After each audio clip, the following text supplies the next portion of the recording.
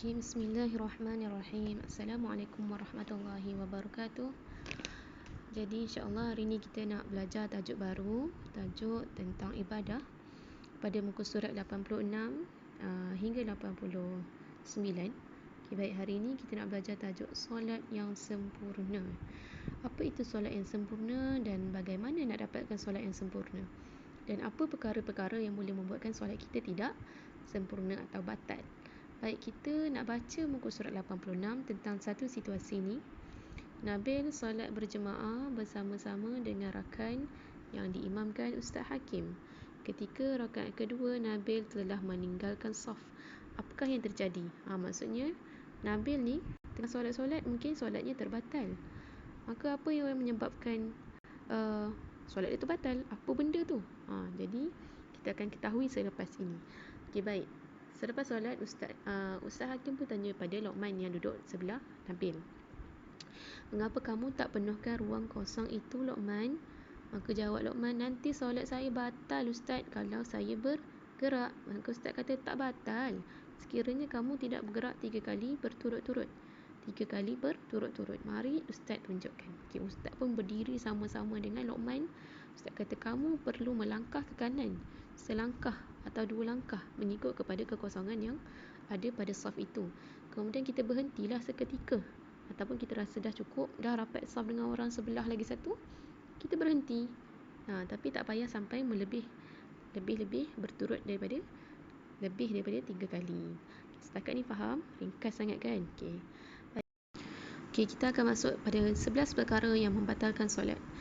Baik, perkara yang kita rasa sebelum kita masuk pada 11 perkara ni, kita ada satu benda yang kita rasa macam kesalahan kecil atau kesalahan yang kita rasa remeh, ringan, tetapi benda ni boleh membatalkan solat. Apa benda tu? Okey, kita baca kotak biru ni sama.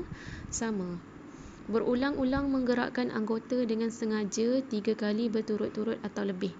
Maksudnya kita rasa gatal kat tangan kita ni, rasa nak garu sampai lebih daripada 3 kali, batallah solat kita. Dan apa benda anggota ataupun apa anggota yang boleh menyebabkan batal ni? 4 anggota sahaja: kepala, badan, tangan dan kaki.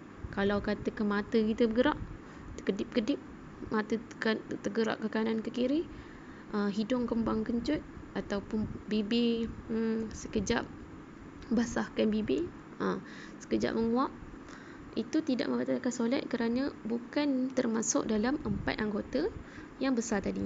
Okey, boleh faham? Okey, kita masuk pada 11 anggota yang sangat jelas kesalahannya dan boleh membatalkan solat kita. Yang pertama, berkata-kata dengan sengaja. Saja nak bersembang waktu solat. Waktu solat rasa nak cakap, cuba tengok tu, kucing tu.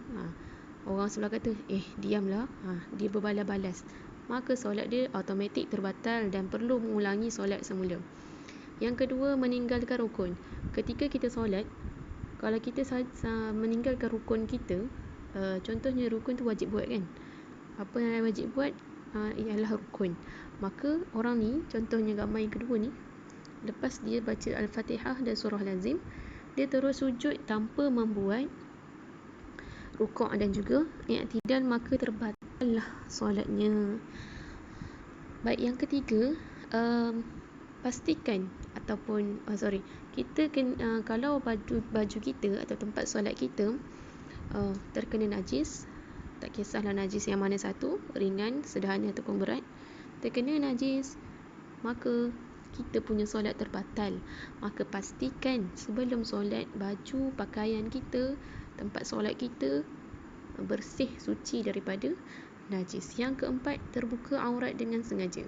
Contohnya orang perempuan, kalau ketika kita memakai telekung, ternampak rambut dengan sengaja, ternampak kaki kita dengan sengaja, maka batallah solat kita.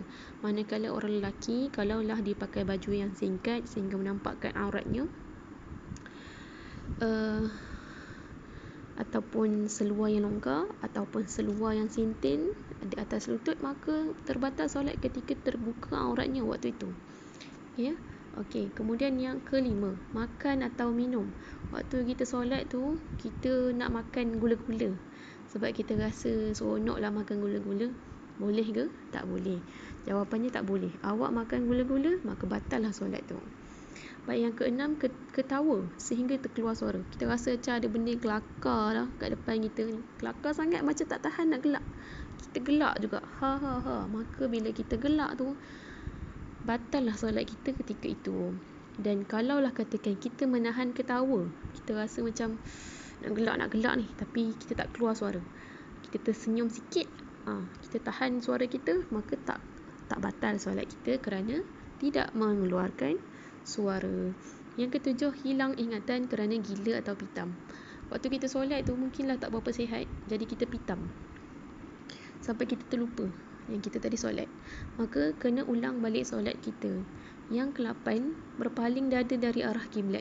Misal kata kita tengah solat ni, tepi tingkap pula sebelah jalan, waktu tu ada kereta lalu, berdegang, langgar pokok yang ada kat tepi rumah, dan kita pun nak tengok apa yang berlaku, maka kita palingkan dada kita daripada tempat sujud ke tempat kereta kena langgar, maka terbatallah solat dengan sengaja walaupun kita tidak mengeluarkan suara ataupun sebarang pergerakan lain, sebab dada kita mesti menghala ke arah kiblat.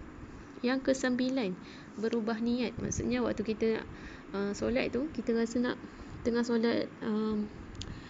solat asar, terlupa itu adalah solat asar, tetapi waktu kita angkat takbir, kita niat waktu solat zuhur. So waktu kita rakaat kedua, kita kata, tadi aku angkat takbir niat solat zuhur, sekarang ni asar, kita niatlah sekarang ni solat asar.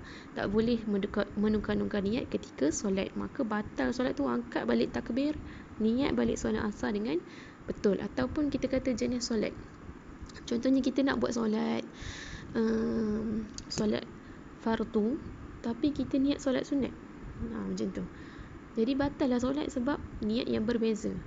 Yang ke-10, kita berhadas ketika solat ini sangat biasa berlaku, terkentut ke, terkucil ke, terbuang air besar ke, apa-apalah ketika tu, ketika keluar haid ke, berhadas sama ada kecil atau besar, akan membatalkan solat kita. Baik, yang ke-11, murtad. Kalau katakan waktu tu orang tu sudah tidak beriman dengan Islam, maka ketika dia menunaikan solat, batal lah solatnya. Boleh faham? Baik, itu sahaja dari saya. Dan apa yang awak kena buat selepas ini adalah ambil satu kertas, tulis semula 11 perkara ini, dari nombor 1. Tulis tajuk dia, perkara yang membatalkan solat. Tulis 1, 2 sampai nombor 11. Dah tulis, ambil gambar, hantar pada saya. Yang kedua, awak kena buat satu video ringkas, dalam durasi 2 minit. Jelaskan, tengok kertas pun tak apa, jelaskan 11 perkara, dan kotak warna biru tu pun boleh jelaskan sekali, 11 perkara yang membatalkan solat. Ceritalah nak cerita apa, tapi 2 minit sahaja.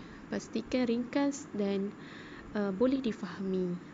Itu sahaja, dan semoga kita semua mendapat ilmu yang bermanfaat. Dan salam Ramadan, salam PKP. Semoga kita dapat berjumpa lagi. Assalamualaikum warahmatullahi wabarakatuh.